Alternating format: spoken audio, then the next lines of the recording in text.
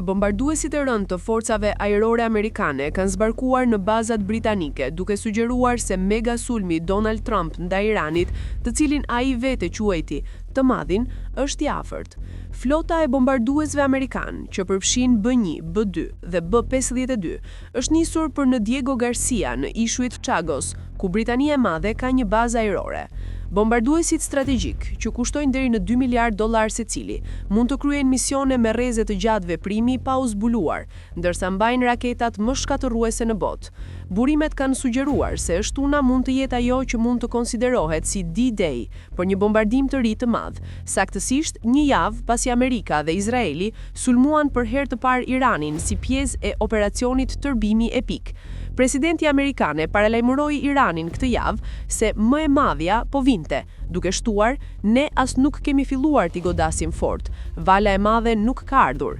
Sekretari Amerikan i Mbrojtjes, Pete Hegseth, tha në anën tjetër se Amerika tani do të përdor bazat ajrore britanike për të rritur dramatikisht sulmet ndaj Iranit, pasi kryeministri Keir Starmer lejoi kryerjen e sulmeve mbrojtëse nga bazat britanike amerikane. Pas një vonese që pa Trumpin të sulmonte Keir Starmer duke i quajtur të padobishëm dhe duke thënë se ai nuk është Winston Churchilli, Britania e Madhe tani po lejon që SHBA-t të përdorin bazat e saj për sulme mbrojtëse kundër objekteve raketore në Iran.